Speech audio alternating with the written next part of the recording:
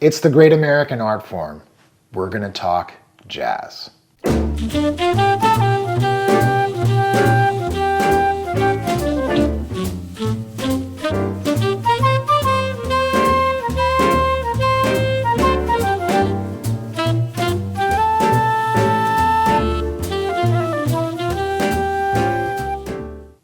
So for today's episode, I want to highlight some of my personal favorites. It's impossible to highlight every favorite album because with jazz, as with other genres, the list just seems to climb the more time you give it. But I would say the titles that I'm going to highlight today have been my favorite for at least 18 years and plus. There's really nothing that I've come across in recent time that I can say has made this list. Again, this list is not conclusive. There's other titles I'm leaving out, but there's only so much footage and so much time you can squeeze into one episode. So let's get started. But before I do that, I just want to say that I've been collecting jazz for about 25 years. I've had the privilege of meeting some jazz legends like Horace Silver, Kenny Burrell, Pharoah Sanders. I've seen Sonny Rollins live, Keith Jarrett live. So I do have some jazz mileage on me. I know others have as well. And I have thousands of titles.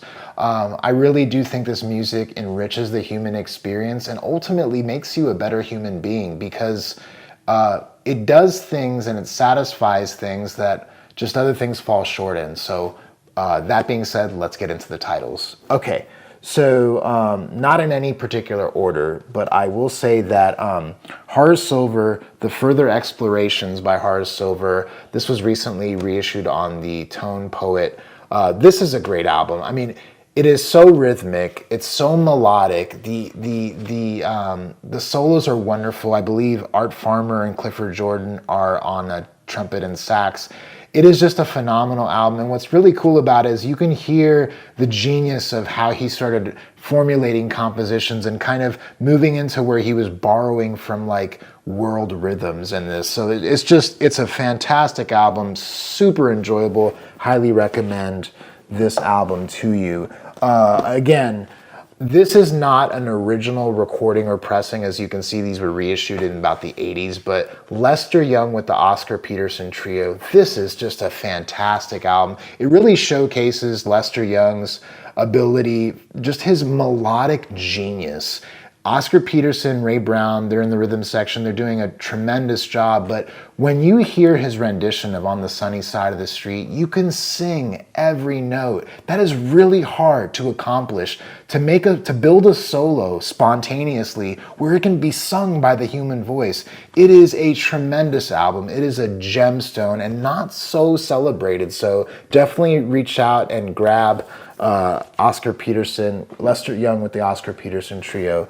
Another not so celebrated album, Blue Mitchell on Riverside. This is a great, straight, no nonsense jazz album. I mean, great ballads, great standards. You got Wynton Kelly on piano, Sam Jones on bass, recorded in 1960. This desperately needs a reissue, so Acoustic Sounds or Original Jazz Classics, if you're out there, please do us a favor, reissue this puppy, huh? This is a fantastic album, well worth reaching out. Excellent album. Then the great and incredibly talented Paul Horn. This is actually his first title under his own name, so no Chico Hamilton in this equation. Great melodic, modal jazz, very much.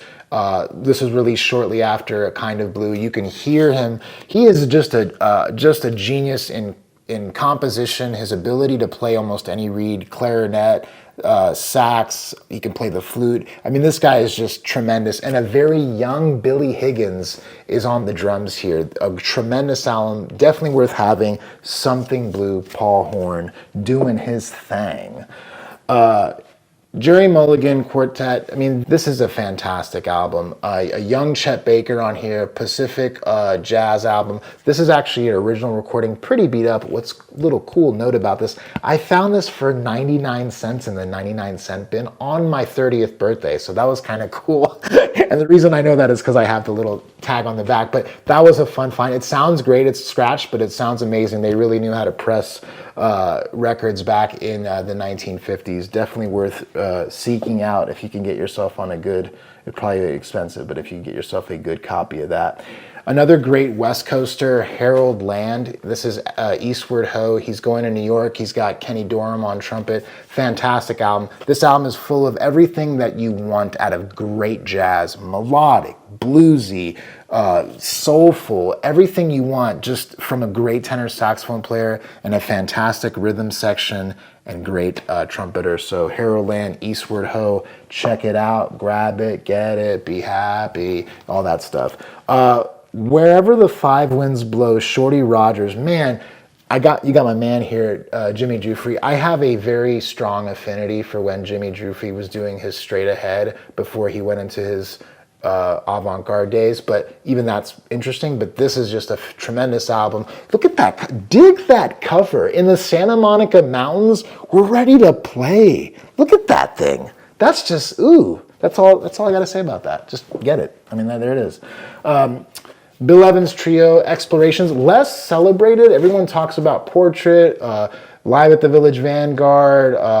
They talk about Waltz for Debbie, which all those I love, but I love this album. This album is fantastic. Great, one of the great jazz trios of all time. I mean, anything you get, the 4 albums that they released, the 4 studio albums that they released, worth having. This is a fantastic album. And I think Haunted Heart is a tremendous ballad. I mean, it is, you can't get moodier than that. Definitely check that one out. One of my absolute favorites, been listening to this for years. Everything that Paul Desmond and Jim Hall did on the RCA label is worth buying. I love Paul Desmond, and I especially love him without Dave Brubeck. Paul Desmond has one of the best sounds in the world. But this is my favorite, one of those outputs, Easy Living. His rendition of Here Comes That Rainy Day, man, right out the gate, that bass line, that song, and this album still packs a punch. This album is one of those albums you put on, and even if people are like, ooh, jazz, they're like, ooh, what's that? I mean, this makes life better. This is like putting on a pleasant candle or cooking a great meal. This album just does that. It has that ability. It's uncanny in its ability to set the right mood. So Easy Living. Some of us have it, some of us don't. All of us want it. You dig? All right. Miles Davis, confusing album. This is the first time that the great group assembled. You got Red Garland, Philly Joe Jones, Paul Chambers on bass, and John Coltrane on sax. It's confusing because it looks like the title is Miles, but it's actually the great new Miles Davis Quintet, But this is a fantastic album, super melodic, love, There Is No Greater Love, and Stable Mates. This is a fantastic album. It's hard to say a lot that hasn't been said about Miles, but just buy it. It's that good. It's going to enrich your life. And lastly, but not leastly by any means, is the phenomenal, massive, Spanish-infused undertaking of John Coltrane. I think this was his very last date on Atlantic. Everything he did on Atlantic was genius. I love it. It's a fantastic album. You got Eric Dolphy on here. You got 2 bass players. You got McCoy Tyner, Art Davis, Elvin Jones, Reggie Workman, Freddie Hubbard. I mean, this is a phenomenal album. Beautiful. Look at that artwork too. Yikes. That's just good. That makes you want to just do some Spanish dancing right there. That's all I got for you today. Until next time, this channel exists to make lovers of this great music.